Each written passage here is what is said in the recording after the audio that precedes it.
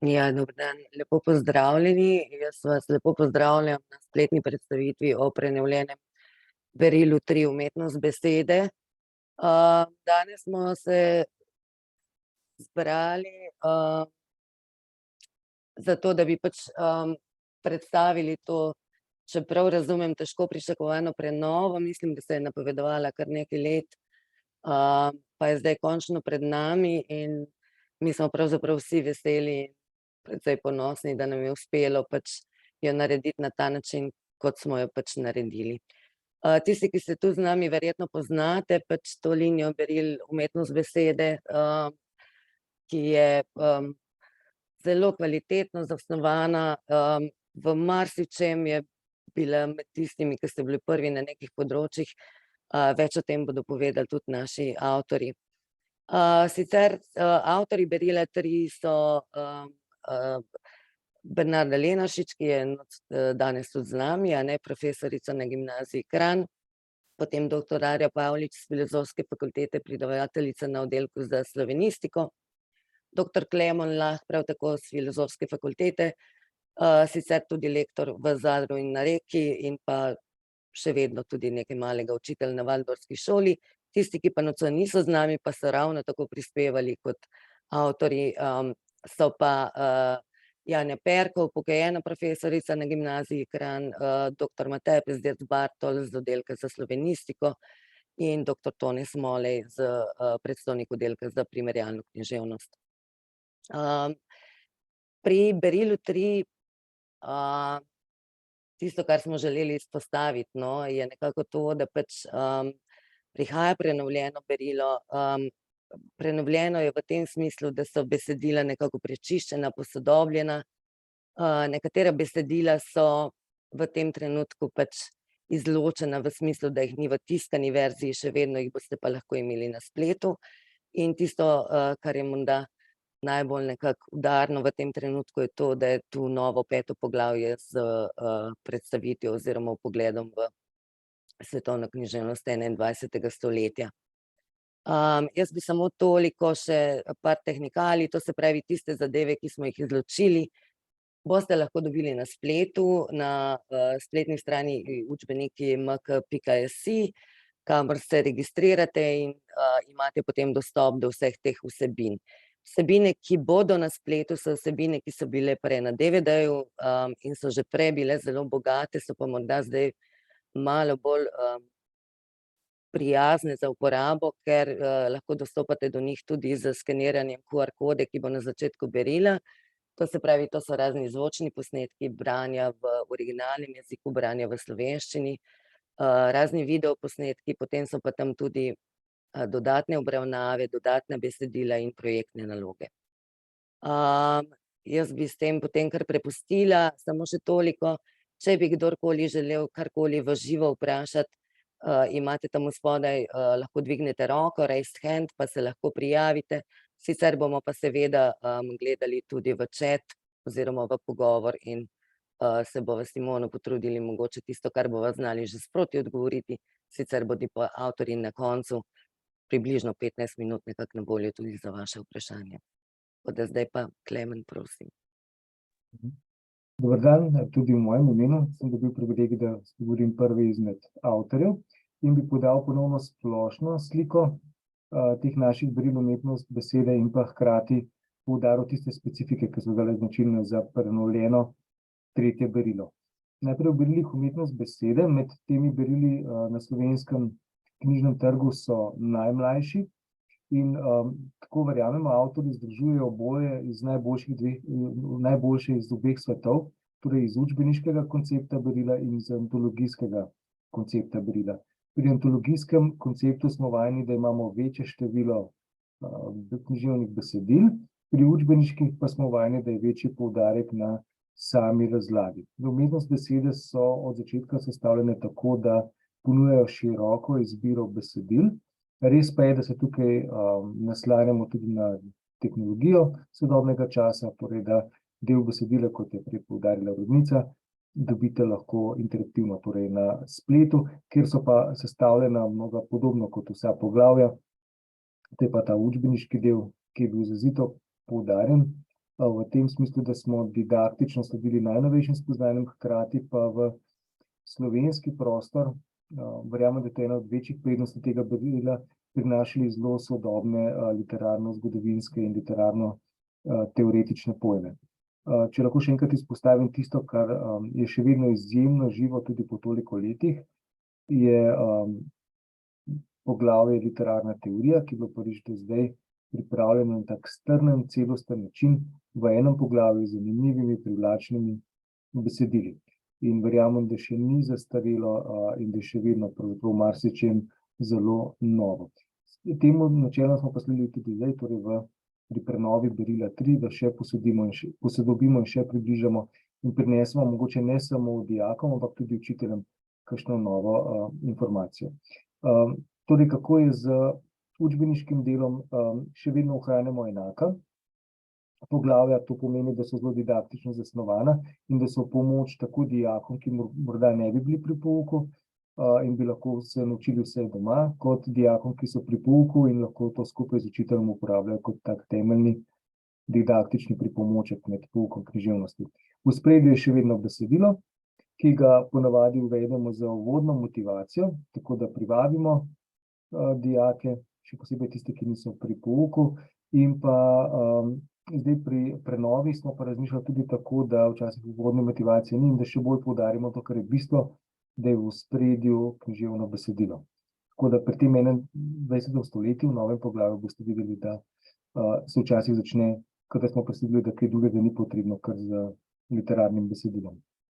So pa ohranjene te redne rubrike, torej najprej uvodna motivacija oziroma umestitev, besedilo kot temelj, potem pa sledi razlaga, ki se opira torej na najnovejša spoznanja, kolikor je mogoče, potem rubrika ponovimo in pa zato, da gremo tudi na višje taksonomske ravni, torej tudi na vrednotenje, imamo ponavadi rubriko Opredelite se, kjer izpostavimo problem, ki terja razpravo, razmišljanje, primerjavo, vrednotenje in na koncu še domače naloge, ki so tudi zelo različne taksonomske ravni, od tega je treba razbrati kakšne podatke do pisanja eseja. Tukaj bi mogoče še enkrat opozoril ali pa poudaril, da je teh nalog seveda precej več, kot bi se pri pouku lahko naredilo, oziroma tudi doma, namenoma zato, da povečamo izbirnost, da učitelj sam presodi, kaj bo v tistem trenutku dal, oziroma da dijak lahko sam tudi vidi, kaj ga zanima. Nikakor pa ni to mišljeno, da bi bilo kakorkoli obvezno. Zaradi te izbirnosti včasih nastane občutek, da je morda česa preveč, pa ni bilo nikoli tako mišljeno. Torej, tiste glavne značilnosti so torej, smo, tako verjamemo, en dober presek med učbeniškim in antologijskim konceptom berila, v središču je pa še vedno samo književno besedilo. Književna besedila so v marsičem nova, še posebej zdaj v 3. berilu, in pa z marsičem verjamemo, da oremo ledino, med drugim z izrazito medpredmetno povezavo, ker nam tudi spletna tehnologija omogoča, torej, da poslušate posnetke, filmske, glasbene, da si ogledujete slike, vse, kar lahko postavi tisto literarno delo v nek zgodovinski kontekst oziroma osvetli še druge plati. Torej, medpredmetni in pa interaktivni. To, kar smo poudarili še vedno. Je pa res, da pri pouku, to smo ugotovili, je pa včasih v praksi težko dejansko to berilo uporabljati na vseh ravneh, ker tehnologija podpira ali pa tudi ne, kot smo videli, tudi med poukom nadaljavo. Jaz bi se zdaj potem kar usmeril k tistemu, kar je bistveno, to je zelo na splošno bom spregovoril o tem novem poglavju, ki smo ga pripravili. In bom takole delil.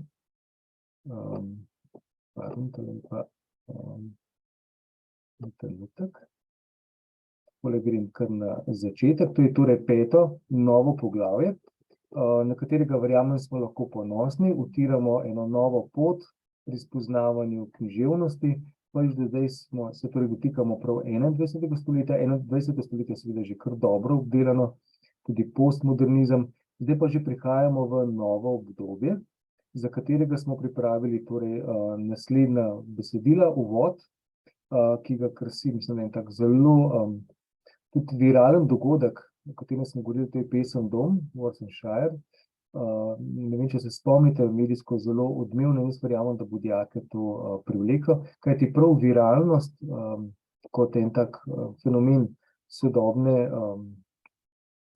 tehnologije oziroma družabnih omrežij je en izmed pojmov, ki določa tudi literatura ali pa ne določa v taki meri, kot bi si želeli v 21. stoletju. Torej, zbrali smo dela, ki mislim, da v enem delu že ponazarjajo 21. stoletje, to je to izjemno pestrost, izjemno vključevalnost, tako kontinentov, spolov, različnih pisav, predvsem pa žanrov. Torej tudi tisti, ki jih je 21. stoletje postavil na tak piedestal, kamor prej niso prišli, oziroma ta mainstream postaja tudi klasika. Torej, med naslovi, ki jih tukaj vidite, verjetno poznate, so nekateri, ki so izrazito poznani, za katere verjamemo, da bodo nagovorili dijake že z to prepoznavnostjo, recimo tako kot Deklina zgodba, prinaša močna sporočila za 21. stoletje, tudi za družbene trende, v katerih smo. Predstavili smo torej druge kontinente, recimo Han Kang, Azijo, Vegetarijanka, tudi izjemno popularen roman. Hkrati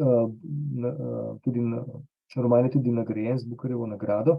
Tudi nagrade sodobne smo predstavili, tako da sledimo tudi temu obliterarnem dogajanju. In pa torej vsa taka dela, ki so izbrana, vsako po svoje predstavlja en del tega 21. stoletja, ki smo ga hoteli predstaviti. Hkrati bi pa tukaj opozoril, da seveda to je področje, ki je še neuhojeno. Mi smo izbrali dela, za katere verjamemo, da bomo po didaktični plati najlažje in najbolj korektno predstavili značilnosti 21. stoletja. Ne gre pa torej za to, da bi kakorkoli postavljali kanon, dela se bodo seveda lahko spreminjala, ampak verjamem pa, da tisto ključno, kar bomo zajeli, kar smo želeli zajeti, pa bo predstavljeno lahko prav skozi ta dela. Torej, najprej je pa, tako kot je v navadi, tudi predstavitveno poglavje s pesmijo, ki sem omenil, in pa enimi temeljnimi značilnostmi 21. stoletja, izjeto tako po zgodovinski plati, kot potem po značilnostih, torej sodobnem času, ki ga določa prav neverjetna raznolikost, tako zvrsti, žanrov, pisav, fikcij, prepletenosti trivialnih žanrov z klasičnimi. Mislim, da bo, ko grem samo na hitro skozi, marsikaj vzbudilo radovednost. Še vedno ohranjamo tudi torej, pri poglavjih tele iztočnice v pomoč, torej temeljni pojmi, opremljeno s slikovnimi gradivi in pa torej z možnimi interaktivnimi namigi. Tukaj recimo Bookerjeva nagrada, o kateri sem govoril, recimo taka kratka predstavitev.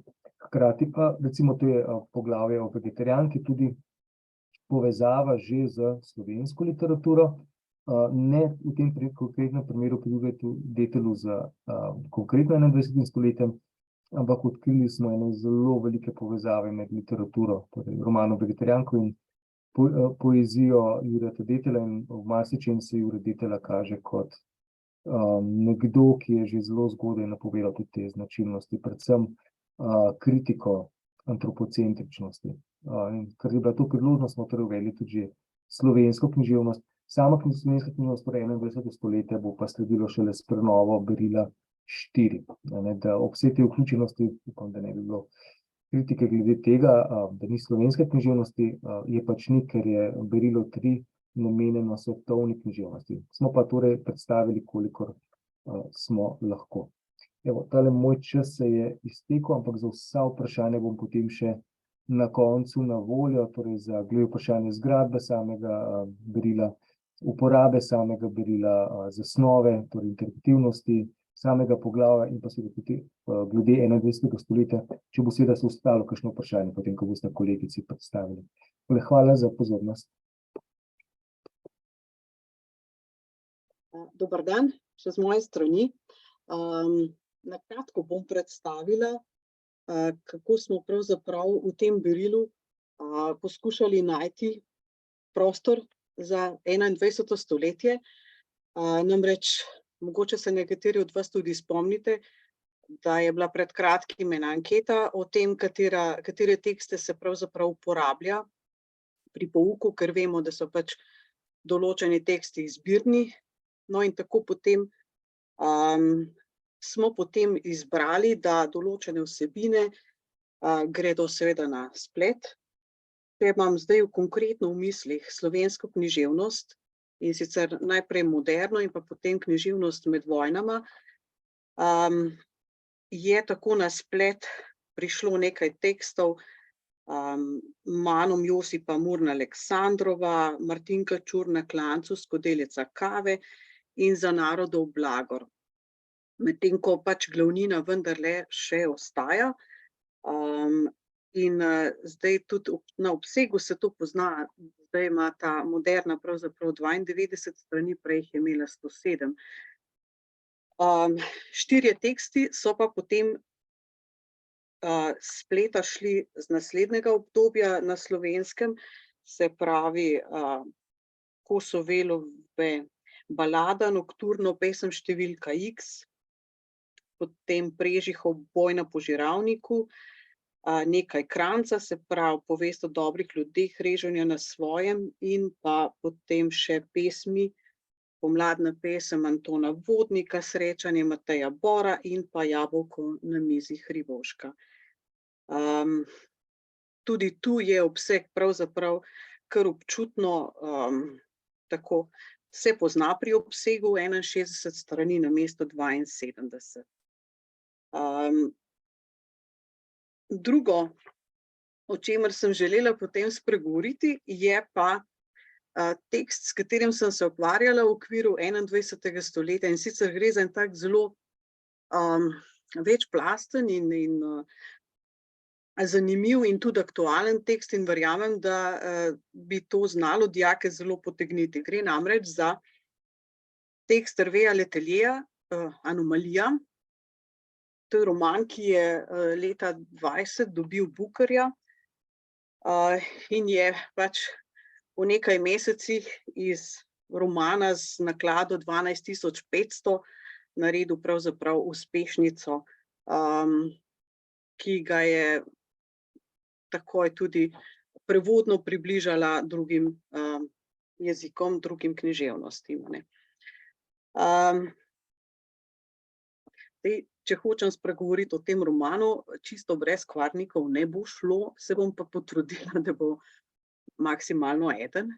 Namreč, zdaj, če si poskušamo predstavljati situacijo, doma smo, brskamo po hladilniku, prišli smo s službe, no in nas tam ob hladilniku zmoti eno škrtanje pri vratih, pri vhodnih vratih, in ne pričakujemo nikogar,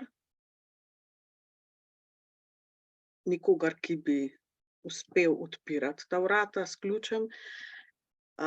In potem, preden uspemo prelistati vse grozljive scenarije, kaj bi lahko bilo, je pred nami naš dvojnik. Ravno tako osupel kot mi, ali vsaj tako.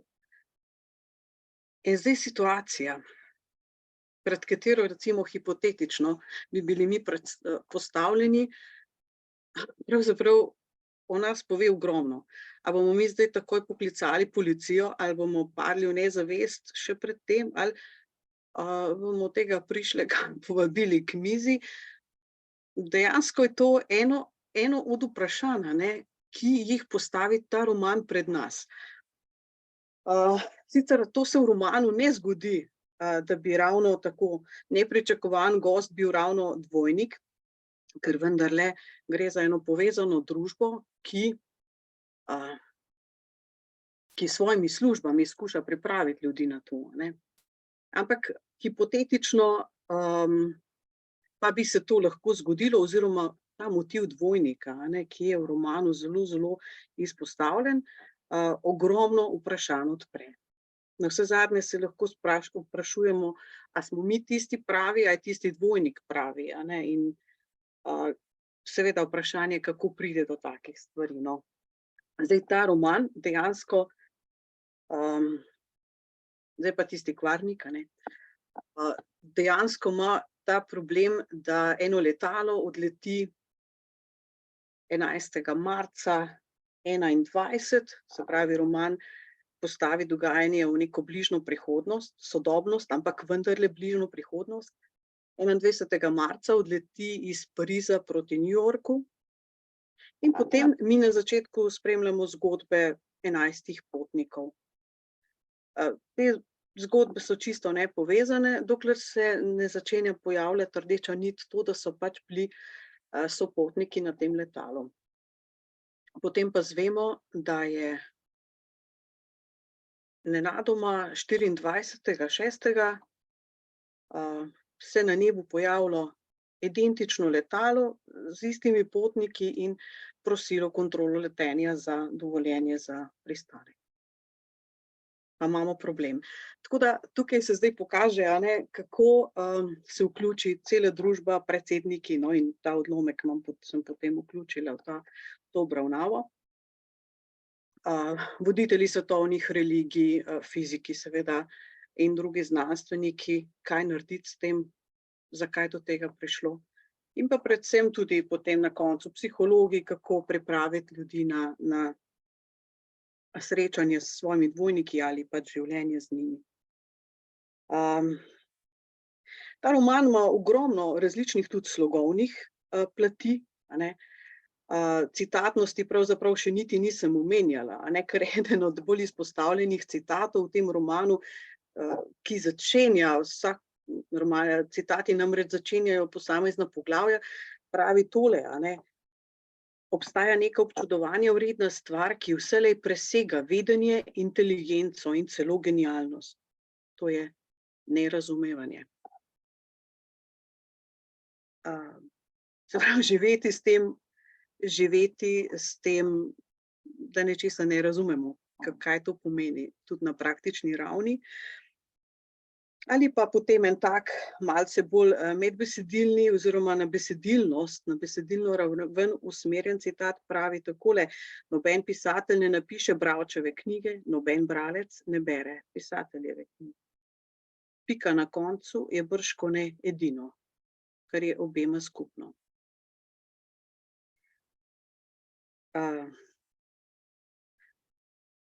Naj zdaj končam s to kratko predstavitvijo tega romana, zato ker ko mi mislimo, da smo vseeno že nekako povezali določene niti posameznih zgodb, nas res pisatelj preseneti s koncem. Tako da želim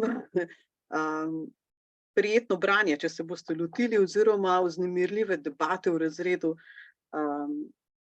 če bi se lotili tega teksta.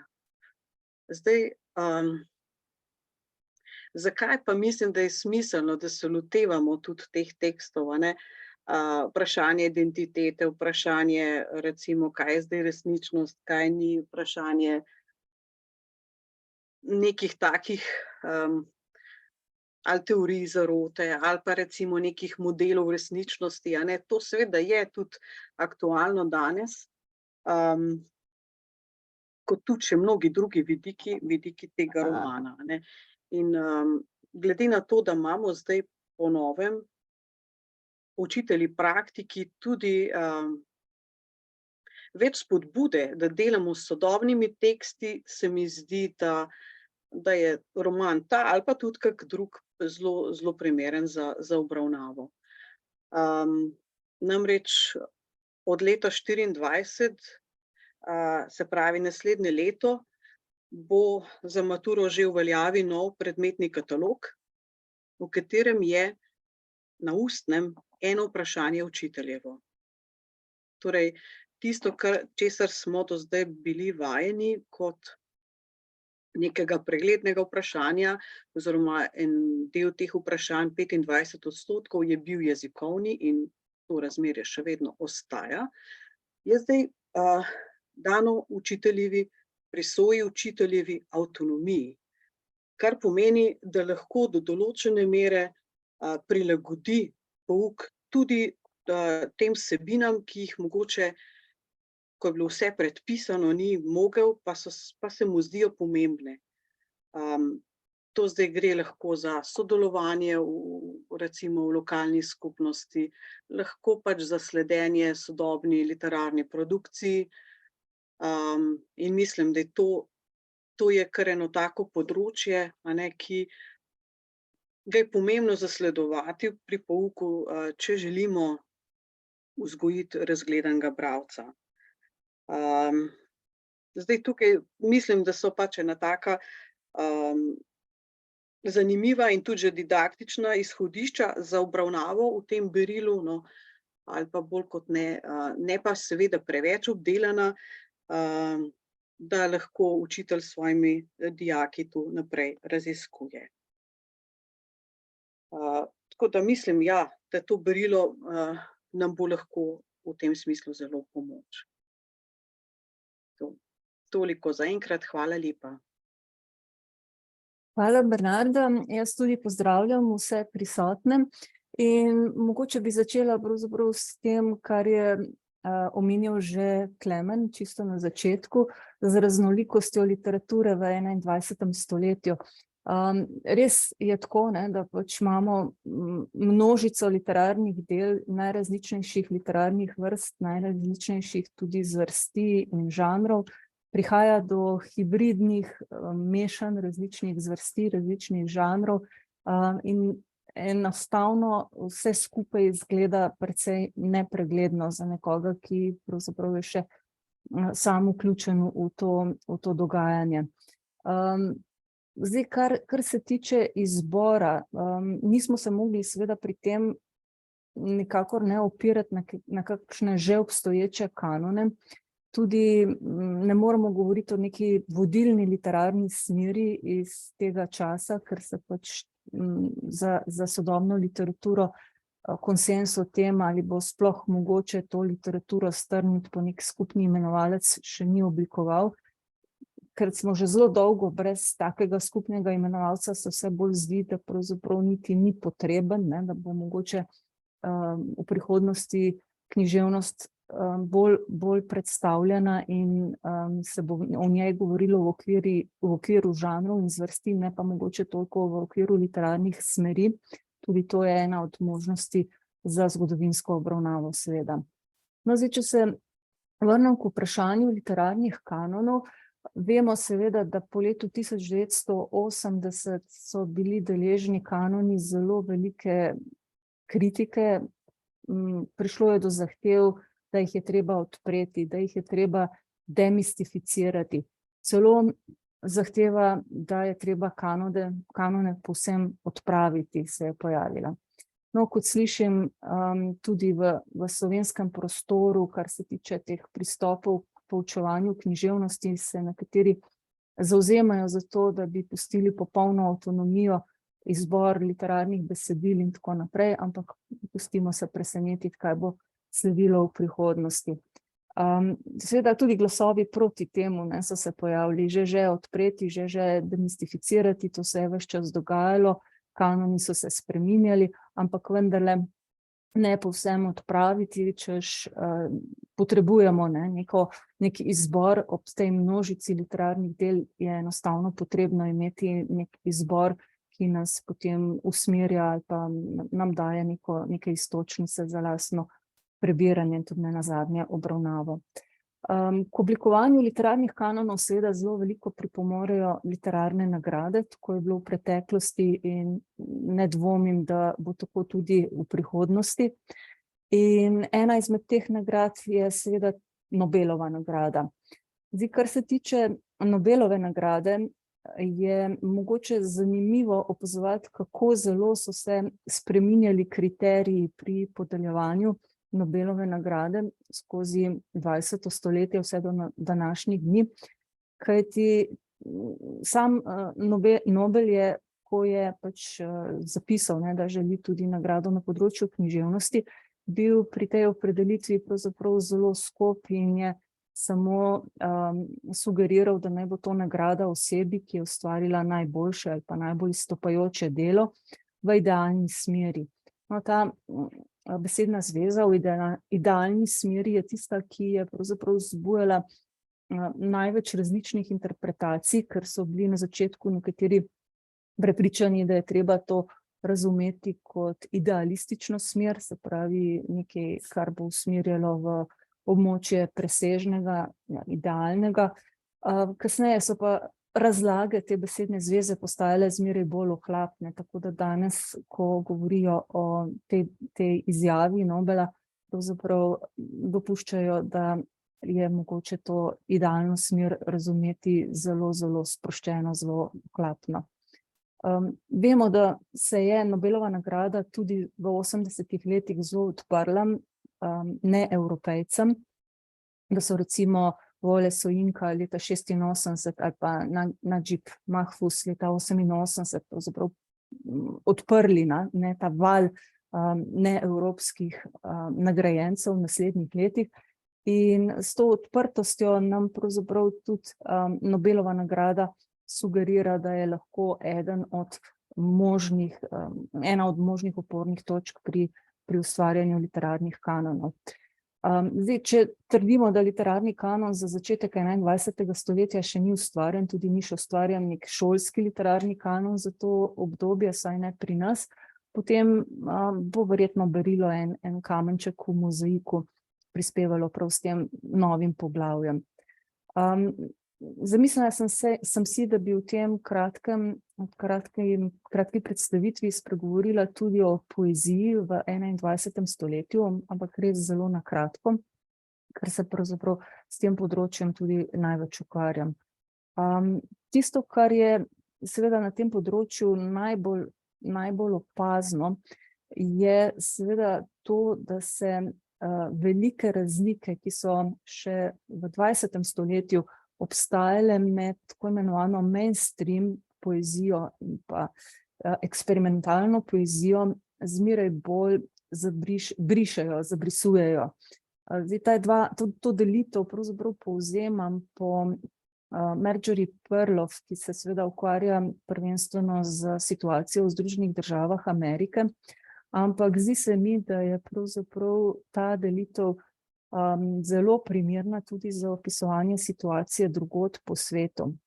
In kot seveda tudi tisti, ki so potem nadaljevali to raziskovanje in se opirali na ugotovitve o obstoju teh dveh tokov, zmeraj znova poudarjajo v sodobnosti, kot rečeno, so zelo v ospredju hibridi, se pravi poseganje tako po postopkih iz bolj tradicionalne poezije, te mainstreamovske poezije, kot poseganje po postopkih, ki morda veljajo za bolj eksperimentalne. Ta razpon je zelo širok. Na eni strani imamo lahko zelo tradicionalno izpovedno poezijo, ki je vezana na izročilo romantike in lirike. Na drugi strani imamo pa zelo eksperimentalna dela, ki že samo obliko pravzaprav presegajo neke ustaljene vzorce, so zelo nenavadna, eksperimentalna, lahko seveda tudi gre za digitalno poezijo, ki je nastala v nekem spletnem okolju in niti ni bila mišljena najprej za zapis na papir. Lahko so ti eksperimenti recimo taki, da vključujejo uporabo računalnika, v tem smislu, da računalnik sestavi besedilo, kot je to primer pri tako imenovani flarf poeziji v Ameriki, že poezija, ki ni več trenutno najbolj modna, ampak zelo poznana po tem sistemu, da so avtorji prepustili računalniškim brskalnikom, da poiščejo besedila po neki ključni besedi in potem to sestavili v poezijo. Ali pa konceptualna poezija, ki recimo si prisvaja že obstoječe tekste, jih postavlja v nove kontekste, recimo spremembo spola, govorca in tako naprej. Ustvari potem povsem drugačno interpretacijo nekega besedila. Zdaj, če navežem na slovensko situacijo, pri nas teh zelo eksperimentalnih, radikalno eksperimentalnih pesniških praks pravzaprav nimamo veliko. Nekaj posameznikov se s tem ukvarja, ampak tega je res zelo malo. Tista poezija, ki je bolj v ospredju, ki je tudi običajno nagrajevana, se vsaj z eno nogo zadržuje v mainstreamu, se pravi, ta tok je pri nas verjetno veliko bolj poudarjen. Če se navežem pa še na Nobelovo nagrado, seveda tukaj absolutno eksperimentalna poezija ni opažena ali pa ni nagrajevana, ne. Ti pesniki, ki so v zadnjem obdobju prejemali Nobelovo nagrado, pa tudi že v preteklosti, večina njih so bili pesniki iz glavnega toka, no. Neki eksperimentatorji v preteklosti so mogoče inovatorji na svojih področjih, so bili opaženi, ampak to je bolj izjema kot pravilo. Kaj je neka splošna značilnost te poezije? Da povzema neki dogodek, o njem pravzaprav pripoveduje in zelo pogosto ponudi tudi nauk, ki pač ga je mogoče povezati s tem dogodkom. To je nek osnovni model, ki ga je mogoče prepoznati, potem pa so tu seveda številne variacije tega modela. Tak model pravzaprav uporablja tudi Louise Glück v svoji pesniški zbirki, ki jo je izdala po prejemu Nobelove nagrade, Zimski recepti v kolektivu, Zimski recepti iz kolektiva, imam tukaj, se moram popraviti. Rada bi delila še samo trenutek to poglavje. Če nekaj delo uspela, takole. Torej, zakaj sem ravno Louise Glück izbrala za obravnavo? Pravzaprav zato, ker sodi v ta glavni tok poezije, ki bo po mojem mnenju sigurno deležen kanonizacije v bodoče. Je pa seveda to tudi poezija, ki je zelo zanimiva očitno za slovenske pesnike, kajti podobno poezijo recimo bi zasledili kar pri nekaj slovenskih avtorjih, avtoricah. Že sama prevajalka Veronika Dintinjana recimo ima nekaj pesmi, ki so podobno pripovedno zastavljene. Če se spomnite tudi od začetka 21. stoletja naprej, pa prelomu stoletja, se v slovenski poeziji govori o pripovedni poeziji, o poeziji, v kateri je majhna zgodba zelo v ospredju. In je to ena od recimo možnosti, s katero se ukvarjajo slovenski pesniki. Seveda imamo tudi bolj eksperimentalne načine pisanja. Zdaj, kar se tiče konkretno izbrane pesmi, izbrala sem pesem Neskončna zgodba, ki je pravzaprav cikel 3 pesmi. Moram pogledati, ne bo časa, da bi jo brala, ampak mogoče boste uspeli kakšen vers sami prebrati. Ta pesem je torej sestavljena iz 3 pesmi, ima zelo veliko pripovednih prvin, pa vendarle gre za lirski cikel. Zakaj je mogoče vendarle reči, da je to lirska poezija, ne pa pripovedna poezija? Zato, ker glavna zgodba pravzaprav ni v ospredju. Bolj pomembna so v tem primeru razmišljanja, ki jih osebe predstavljene v pesmi razvijajo. Gre pa še za eno posebnost, to je pravzaprav pesem, ki vsebuje zgodbo v zgodbi. Okvirna zgodba govori o tem, kako si starejše osebe očitno pripovedujejo zgodbe. In ena izmed prisotnih, gospa, ena ženska, začne pripovedovati zgodbo o mladenki, ki se je spremenila v ptico. No, potem zaspi. Nek njen sosed, prisotni moški, sklene, da bo on dokončal to zgodbo in začne razmišljati, kaj bi zdaj to bilo, prava zgodba in kakšen žanr naj bi to bil, ali je to zdaj ljubezenska zgodba, ali je to zgodba, ki naj bi bila mišljena kot svarilo. Potem se pa ta gospa, ki je zaspala, tudi prebudi in v bistvu pove samo konec svoje pesmi. Konec je pa tak, da je dekle, ki se je spremenila v ptico, s poljubom spet postala človeško bitje, ampak presenetljivo ta konec se očitno pripovedovalki zdi precej neustrezen, kaj ti pravi, da je bila to slaba kupčija. Se pravi, spremeniti se iz ptice v človeško bitje, to označi za slabo kupčijo. Spremeniti se iz ptice v človeško bitje, zgubiti krila, zgubiti svobodo, to je recimo tisto, kar lahko razumemo, je slabo pri vsem tem. Je pa seveda to tudi situacija, ki jo lahko poslušalci navežejo, ti poslušalci v zgodbi navežejo na svojo situacijo, kako je zdaj z njimi, ali so tudi oni neki večni iskalci ljubezni, tako vsaj meni pripovedovalka, kaj ti pravi, vsi, ki smo v tej sobi, še čakamo, da bomo spremenjeni, zato iščemo ljubezen, iščemo jo vse življenje, tudi potem, ko smo jo našli. Ta je ta zanimiv paradoks, da ljubezen iščemo tudi še zmeraj potem, ko smo jo že našli, ki se ga da v interpretaciji razložiti na ta način, da se preveč pričakuje od tega drugega, v katerega se zaljubimo, da pravzaprav je naša silna želja po spremembi zmeraj znova tista, ki nas postavi potem na neka realna tla in sili v iskanje neke nove, mogoče idealne ljubezni.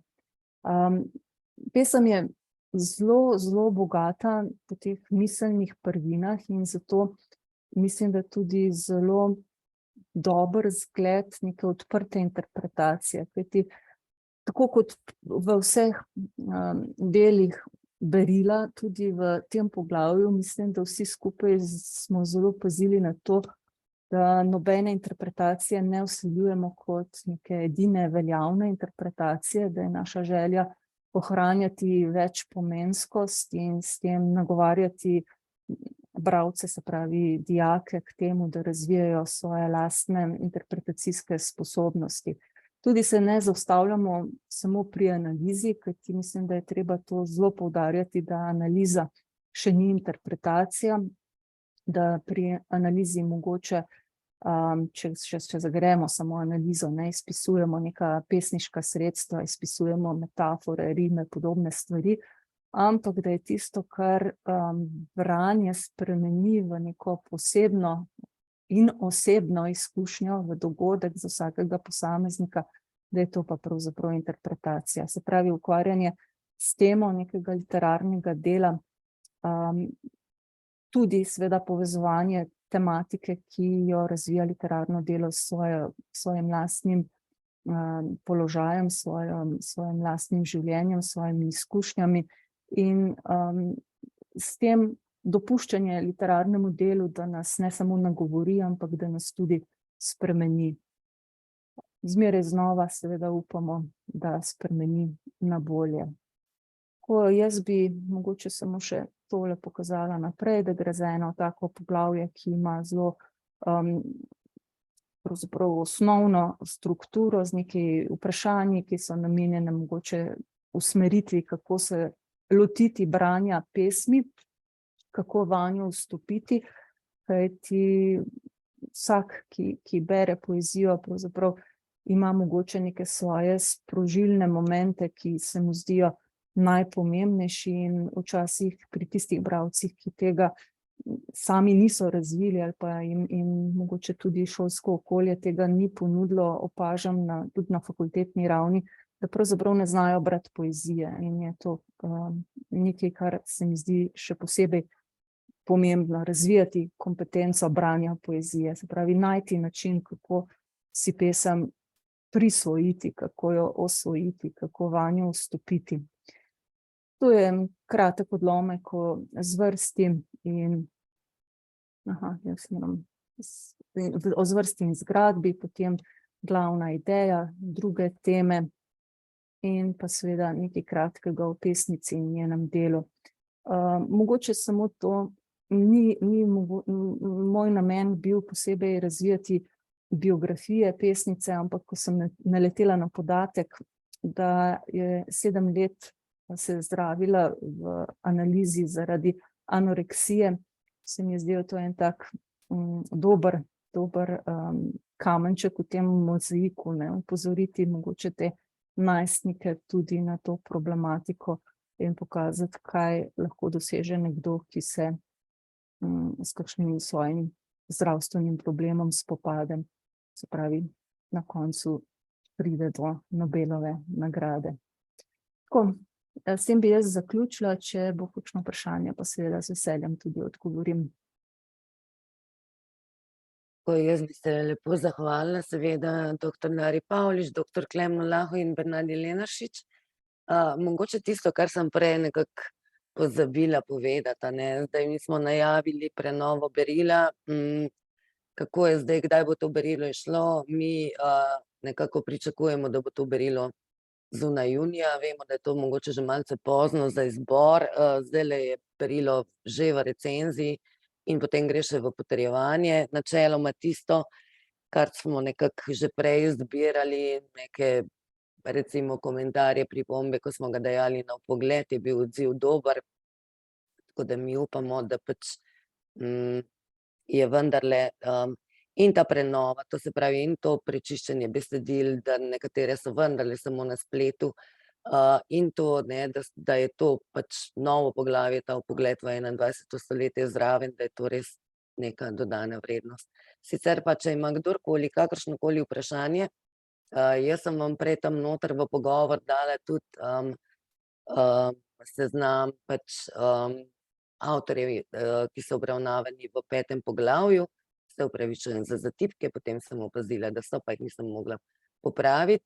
Še najraje bi pa tako, no, zdaj, če ima kdorkoli kakršnokoli vprašanje glede, ne vem, izbora, nabora, kako smo se odločili, kako se vam zdi, bomo zelo veseli.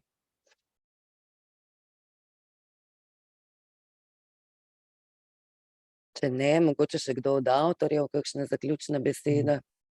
Ne vem, če je zaključna, bolj ena tako misli, ko sem poslušal še obe kolegici. Oba ta temeljna pojma sta se pokazala, zaradi katerih prosim vse svoje kolege učiteljske, da jemljejo razlago za rezervo. Že v postmodernizmu, kaj šele v 21. stoletju, se ta pozicija razlagalca besedila zelo, zelo zmehča.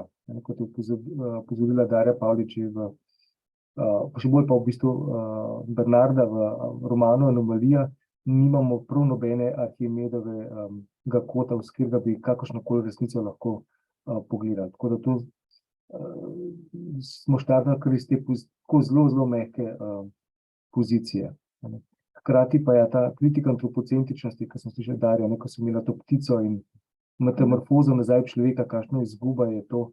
In to se bo enako pojavilo v vegetarijanki, ko bo izrazito vprašano, a je ta človeška pozicija takšna, kot je sploh najboljša oziroma kar zelo izprašati. Tako da mislim, da so se res odprla ena nova vrata z to prenovo berila, ne samo v tem smislu, da smo prenovili ene stvari, dodali besedila, ampak tudi odprli res eno novo okno v književnost. Svet je res spremenjen in tudi pogled na književnost se zelo spremenja. Žal nismo mogli zajeti vsega tega utripa, o katerem govorimo, to je pa, kako književnost zdajle prehaja iz knjige na vse druge modne nosilce, od elektronskih do družabnega omrežja. To je skoraj nemogoče s tako tiskano verzijo, ampak vsaj opozorili pa smo, da se književnost danes dogaja marsikje. Ja, pa hkrati mogoče samo še to opozorilo, da seveda tudi, če v šoli ne bo časa, kar ga ponavadi ni, ne, še zmeraj tisti radovedni dijaki, če bojo sami ta poglavja prebrali, mislim, da bojo veliko odnesli od njih. Zato pa od začetka taka didaktična zasnova, da jih skušamo že privabiti z uvodnimi motivacijami. Z nečim, s čimer smo mi včasih živeli, berilo smo kar, tisti, ki nas je bolj zanimalo, smo ga kar celega prečesali od začetka do konca. In jaz verjamem, da bo ta bonus bil tudi tukaj v tem berilu 3 za tiste bolj, ki jih to bolj zanima. No, tu mogoče vsaj tudi s Sapkovskim, ki je bil znan potem zdajle tudi ta Veščec, ki je izredno priljubljena, pa Deklina zgodba, vse to dvoje bi verjetno tudi dijaki zdaj nekako že lahko poznali, pa je mogoče tudi to ena taka zadeva, ki jih bo mogoče malo bolj pritegnila, da bojo še kaj druga pogledali. Vaba. Aha, očitno nek zatipk pri Elfridi Jeli, nek. Saj pravim, jaz se opravičujem za vse morebitne zatipke tamle noter. Jaz bi pa mogoče, ker vidim kar nekaj znanih imen med temi kolegi, ki so se oglasili v chatu, bi lahko mogoče kakšno izkušnjo delili z nami, ker verjamem, da berilo v stari obliki že marsikdo pozna. Ali pa, ne vem, izrazili kakšno željo, kaj bi si želeli spremeniti.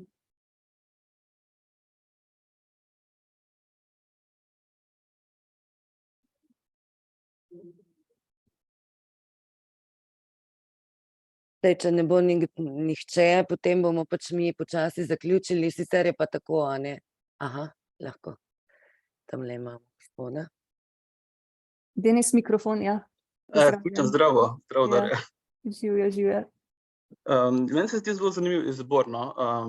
Se mi zdi, da ste zanimive točke izbrali. Moram pa reči, da sam, ko učim, pa sem že delal Han Kang, tak sem izbral kot domače branje. Super. Na šoli. Pa bil zelo zanimiv odziv, ker jaz sem tudi isto poglavje s tistim pripovedovalcem, ko postane obseden za to žensko in potem posname, potem želi tisti erotični film posneti je to, mislim, tako, nekatere zelo zmotilo. Jaz sem čisto spregledal, sem ta roman bral in sploh mi to ni ostalo v glavi, ker sem ujema kot umetnost. Se mi je zdelo, da pa par dijakinj oziroma dijakov to kar zmotilo, se mi je zdelo to pogumen izbor, ker Vegetarijanka je odličen roman, ampak včasih se zdi, da ne gledamo z istimi očmi na določene prizore, ker smo navajeni brati med vrsticami, zdaj ne beremo direktno, pa mogoče to včasih spregledamo, to sem imel tudi v mislih. Ker sem ravno pisal to poglavje, lahko nekaj povem. Ja, tisti prizor je močan. Ni pa uvrščeno to besedilo, pa ne zato, ker bi kakorkoli smatrali, da je neprimerno, ampak zato, ker ko zastaviš besedilo, je najbolje umestiti tisti odlomek, ki lahko največ pove v določenem zapletu, idejah in podobnem, tako da smo kar na začetku, takrat, ko ona začne iz hladilnika metati hrano in se pojavi ta zasnova in v bistvu že kar hitro zaplet in pa njeno razmišljanje o tem, ker ona takrat poudari to, kar je ideja romana. Kakšna prednost sploh je človeška pozicija, kdo sploh sem kot človek. Tako nekako pokaže, da najbolj človeško, kar lahko zmoremo, je to, da se sprašujemo, kaj sploh je človek, kako sploh lahko smo človek. Bi se mi zdelo škoda, če bi s kakšnimi takimi močnimi prizori zameglili tisto, kar je bistveno, vsaj tako, kot sem jaz razumel v tem romanu, to je vprašanje, kaj je človek. S tem se mislim, da se kar veliko bralcev strinja. Ja, škoda bi bilo, če bi zameglili s tem. Odlomek je torej drugi, to je ta uvodni odlomek, ko ona dejansko začne to svojo metamorfozo. No, super. Ne, meni se zdi super izbor, moram reči, da moram pohvaliti tudi ta izbor proti toku, tisto antologijo od Kristine Kočan, ta indijanska. Tako je. No, super, me všeč, Tommy Orange in to. Kako to se pa odločili za Veščeca oziroma za Sapkovskega? To me je tak, mogoče edina stvar, ki mi bode v oči, Treba je bilo žanrsko nekaj še dodati, ampak spet bo Klemen, ki je odgovoril, ne Klemen? Ja, eno je že tisto, kar smo govorili, da ne smemo zanemariti enega močnega momenta na 20. stoletju, to je močen poudarek na mainstreamu. Torej na tem, kar je prišlo v neko zelo široke plasti in ne moramo očitati nekvalitete. Pa hkrati posegamo tudi v slovanski svet, ki je pokrivno zanemarjen, tudi mitologijo smo pozabili, nekaj, s čimer je slovanski svet zajet in vseh teh raznolikih svetov, ki imamo. In pa hkrati vprašanja, ki jih odpira. In pa ta žanrskost, to mislim, da je bil en ključnih argumentov prav to, ko smo odprli, da torej še poudarimo ta žanr, ki je zdaj v bistvu se razcvetel. Jaz pa ne vem, če je že kakšen žanr tako močan trenutno, kot je ta. In lahko odpira mnoga vprašanja. Zelo veliko stvari se lahko nasloni, zdaj, ko otroci vse gledajo, ko je Netflix produkcija. Jaz sicer ne vem, je Veščec prav na Netflix, kje točno je, na kateri... Mislim, da je Netflix, ja. Netflixu, ne? Jaz mislim, da tega fenomena ne smemo pozabiti, da se lahko marsikaj odpre. Se konec koncev tudi odpre Neskončna zgodba, Darja, je pomembna referenca, ki jo dijaki zdaj poznajo zaradi Stranger Things. ne vem, kakšen je prevod, tam je ta pesem, ki so jo skupaj junaki odpeli, in zdaj vsi poznajo, ne poznajo literarnega dela, poznajo pa to pesem, in jaz sem lahko to izrabil, da sem predstavil torej najprej roman Mihaela Endeja, potem pa lahko še to pesem predstavim. To je tako prepleteno, da jaz verjamem, da bo odlična odskočna deska za vse te fenomene povezane z upodabljanjem teh mitoloških, znanstveno-fantastičnih mitoloških del, tudi en taka hibrid, da mislim, da dijakov ne bo mogoče ustaviti, no, če odpremo. To je tudi en tak motiv. Ja, se mi zdi pa zanimivo to, kar je Denis odprl, ne, ta problem občutljivih tem, ki se očitno zdaj pri nas tudi dogaja, že nekaj časa verjetno. Torej, kako se s tem ni srečuje pedagog, kako naj reagira, kako naj bo na to pripravljen. Mogoče je to še najpomembneje, ne, da pravzaprav ste pripravljeni na kaj takega, da se zna kdo oglasiti, se upreti, mogoče celo kakšnemu branju. Pa sem lahko malo hudomušen zraven. Zraven je še Deklina zgodba. Ta vprašanja lahko zelo dobro načnete. Da. In trende, ki so v družbi, in to občutljivost. Imamo tukaj dve možni interpretacije. Eno je kot preobčutljivost, torej tisto, v kateri govorijo, da mogoče celo ogroža svobodo govora oziroma svobodo, in gre po drugi strani za trende, ki so zelo progresivno konzervativni, kako bi jih drugače označil, ko se vračamo v čase, za katere je veljalo, da so preseženi. To tudi Deklina zgodba lahko opozarja. Ker je pa ravno pri Margaret Atwood, pri Deklini zgodbi, pa je odlomek, ne, ker ona upravlja svojo dolžnost, tisto, kar je njena dolžnost, ne, in ker je ravno Margaret Atwood ravno zaradi tega prepovedana v precej ameriških šolskih knjižnicah, ne, tako da ona enkrat intervjuje za Guardian, tako na pol jezno dejala, da potem, če prepovejo njo, da potem lahko tudi Biblijo v končni fazi že enkrat prepovejo. Tako da ja, pač v tem svetu smo zdaj, ker so to kar občutljive teme postale. Ampak mislim, da je dobro, ne, tako kot je Klemen prej rekel, to so teme, ki odpirajo tudi ena druga vprašanja. Ja, literatura je angažirana, 20. stoletju literatura je angažirana bolj kot je mogoče kdajkoli prej bila. Ni več literatura za literaturo, ampak se vpleta v družbeno vprašanje, na svoj seveda literaren način. To je res, ja. Jaz sem hotel dodati pač, če smo bili pri Han Kang, ne, jaz res, ker učim na poklicni šoli, oziroma strokovni, pa pol imam malo več izbire, pa dajem zanimivo literarne branje, mislim, kaj se tiče domačega branja, naredim en seznam sodobnih del, oziroma klasike pa sodobno dela in dajem 50 del in si potem izberejo vsako konferenco eno. In je bilo zanimivo primerjava, torej Han Kang je ena dijakinja izbrala, potem pa je izbrala v drugi konferenci balerino od Sosiča. In je rekla, profesor, vi dajate samo neke čudne, ona tam je sprevržena, ta pa je prizadeta. Tako da pač, no pa tudi v Miših in ljudeh sem tudi to dal, pa tudi to, ne, pač, in spet en lik, ki je obrobnež, ne. Tako zanimivo, kako se dijaki dejansko najde neko točko in vidijo samo to, ne. To me je vedno zanimivo, ne vidijo pa široke slike, no, iz tega širšega pogleda. Tukaj pa je zanimivo vprašanje, kadar se meni to zgodi, pa se mi tudi je vprašanje pričakovanja, torej kaj pričakuje od literature, kako jo razumejo, ali razumejo mogoče, in to ni tako redko pri današnjih dijakih, podobno kot kabelsko televizijo včasih, kot razvedrilo, kot nekaj, kar ne mora razvedriti, ne pa vznemiriti. Literatura pa je še vedno zelo zavezana bolj temu, da te vznemiri, odpre vprašanje, kot samo razvedri. Tudi, vendar razvedrilo pelje vznemirjenje. Čeprav res ne smemo biti pokroviteljski ali podcenjevalni. Tudi te kabelske televizije, kar sem jaz pogledal, so izjemno pogumni pri odpiranju novih vprašanj. Verjamem, da dijaki sreča kaj precej hujšega, kot je bila prizor v Vegetarijanki, kolikor je spremljal te produkcije. Spomnimo se samo Igre prestolov in kolikor vem, so jo gledali, ampak res zelo visokih odstotkih. In jaz nisem gledal te serije, ampak videl sem pa par odlomkov in so, Vegetarijanka je katoliška prepoved proti temu. To se bo strinjal. To sem Ja. hotel še samo dodati, eno stvar, eno zanimivo opažanje. Iz lanskega leta dal sem za spis oziroma za interpretacijo, vodeno interpretacijo sem dal Normalne ljudi in potem za domače branje pa Cvetje v jeseni. In normalni ljudje, pač večina se jih je zgražalo nad tem romanom, potem ko so bili pa čist pav od Cvetje v jeseni, kako je to super, to pa je ljubezen, tam umre od ljubezni, pač to je še en tak zanimiv pogled na kako današnji najstniki spremljajo. Sploh se mi zdi pač nerazumljivo, no, pač ta njihov pogled na zelo konzervativen, no. Kljub tistim pač, ja, Igre prestolov, pa ne samo to, jaz se kaj tu vprašam, kaj drugi gledajo, pa gledajo to Euforijo, ker sem tudi šel sam pogledat par delov, pa je zelo eksplicitna serija, pa ne sprejmejo tega, mislim, pač ne povežejo z literaturo, to me je zanimivo.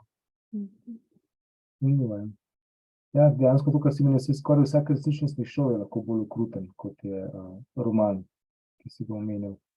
Ja, je pa res, da se mi potrjuje, da ja, pričakujejo nekateri potrditev svojih pogledov na svet, ne pa in razvedrila, ne pa toliko to, kar literatura, vse to, ki jo mi zbiramo na tem nivoju, literatura, ki odpira nova vprašanja, ki človeka poriva ven iz pozicije ugodja. Jaz upam, da je to kar ostalo, pa če je, bom vesel. Res je, ja. Samo se še dodal še pri Darji, pač se mi zdi zelo fajn izbor Luize Glück, vsekakor z tega vidika sodobne slovenske poezije, ker je več ima res narativno, no. To pa se mi zdi, da Kakšna je pa ti izkušnja, Denis, z prebiranjem poezije z dijaki, kako je pa s tem? Ja, poezija pa tako zdaj odvisno, pač pravim, jaz učim na strokovni in je zelo, zelo malo dijakov, ki lahko enostavno razložiš, kako poezijo brati. Pa zdaj mislim res tako, da beremo tako, da je odprto branje, kot si sama povedala. Jih je zelo malo, jaz moram res navajanih zdaj od začetka, da dajem tudi sodobne tekste, pa so postavljeni, da vidijo, kako to je, pa težko jih navadiš, ker res dobesedno berejo. Tudi jaz, ko imam literarni krožek na šoli, tako težko jih navadiš, da poezija lahko pove z eno besedo več stvari, pač, ne, da ni to mišljeno, da tisti dogodek tam ni mišljen pač kot realen, ampak da je to metafora, da je simbol. Ampak se jih pa da naučiti. Mislim, so nekateri, ki dojamejo to kar hitro, z nekaterimi pa rabiš malo več časa, z nekaterimi pa ne priješ do konca, pač enostavno ne zmorejo tega razumeti. Opažam pač, ne, tako v tem kratkem času. In ta letošnji izbor za Cankarjevo tekmovanje se mi zdi tudi zanimiv. Ko sem bil mentor s celo šolo, pa je bil prvo kar naval, pa so se nekaj odjavili, ampak s tako muko in težavo so brali poezijo, nič ni bilo jasno, ampak potem pa na neki točki jaz ne vem, kaj se je zgodilo, jaz sem res poskušal to čim bolj na zanimiv način razložiti, nekako približati, poiskati neke oporne točke in se potem je preskočilo in so enkrat z veseljem brali. Jaz moram reči, da ti, ki so potem šli na regijsko in potem iz regijske na državno, to so padli, no, so rekli, jaz moram reči, profesor, na začetku je bilo to tako brez veze in nerazumljivo, ampak jaz bi zdaj še enkrat pisal oziroma pisala v poeziji. Dosti rajši kot v romanu. No, to ravno to, kar si zdaj povedal, ne, delati je treba z njimi, enostavno pokazati, kako se nekaj bere, to ne gre drugačno. Jaz mislim, da težava dosti v profesorjih, mislim, ne govorim na splošno, pa mislim žaljivo, ne, dosti jih ne bere literature sodobne, ne, to je problem. Jaz opažam pri kolegicah, da enostavno so končale pri svojem poznavanju literature v tam začetku 90-ih, ali pa še mogoče prej, in ne nočejo brati sodobne literature, ne zanima jih, in tudi potem težko razložijo dijakom, s čem je tisti poanta literature oziroma kako brati sodobno literaturo. Jaz bi mogoče sem stopil še v bran okolju, v katerem smo, in to je okolje narekuje maturitetni katalog. Tista dela, ki jih je treba obvezno obravnavati, tistih del je že toliko, da včasih si težko vzeti prostor in čas za sodobno poezijo. To meni recimo najbolj veže roke. Želel bi si, da bi maturitetni katalog, to pa že Bernarda prej govorila v drugem poglavju, ne, odpiral možnost, da učitelj uvede ena književna besedila. In to bi res pripomoglo. Jaz mislim, da je to en tak lep trenutek pravzaprav, a ne, da se je to na dveh ravneh hkrati odprlo. Da se res bere več, no. Je pa res, za maturo zdaj zaenkrat še ni bilo, a ne, niti pesemskih besedil. Za Cankarja pa že, ne, mogoče se bo pa tudi tukaj kaj odprlo, ne vemo, a ne.